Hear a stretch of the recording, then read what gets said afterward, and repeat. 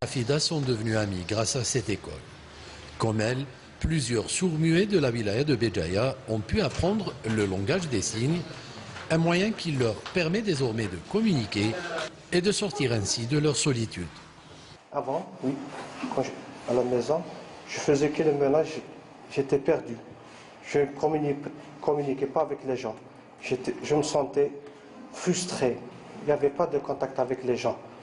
Une fois par hasard, j'étais en compagnie avec une amie.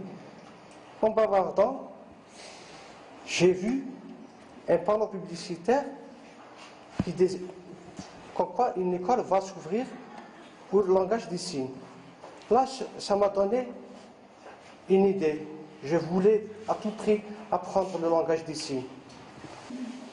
Maintenant, je me sens très bien. Je communique avec les sourds. Je suis épanoui et je suis bien. Cette joie, ils la doivent à cet homme. Nadir Belabbas est lui-même sourd-muet. Sauf que lui a eu la chance de suivre une formation à l'étranger qui lui a permis d'apprendre à s'exprimer d'une façon impressionnante. Une chance qu'il a voulu partager avec ses semblables. Il m'était impossible de rester indifférent. Voir tous ces jeunes incapables de communiquer entre eux me faisait fondre le cœur. J'ai alors décidé de créer cette école pour leur apprendre le langage des signes et leur permettre ainsi de se parler, de communiquer. La situation des sourds-muets chez nous est très difficile. Une situation difficile, d'autant que le handicap n'est pas physique et donc pas visible pour les autres, qui, selon Nadir, sont loin d'imaginer la détresse des sourds-muets.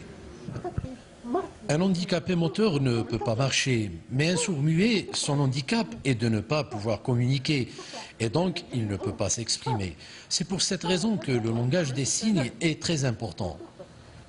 Si le langage des signes leur permet désormais de communiquer entre eux, les sourds-muets ont toujours du mal à se faire écouter.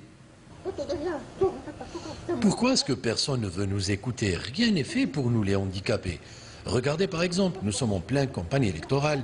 Pourtant, aucun des 42 partis en lice ici à Béjaïa pour ces législatives ne parle de nous. Personne ne s'intéresse à nous. La législation dans ce domaine reste trop faible à mon avis. Moi, je milite pour que ça change.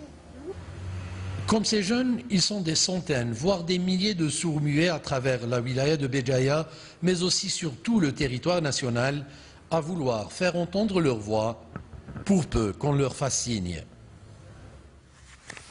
La commune de Koléa, dans la wilaya de Tipaza, a commémoré aujourd'hui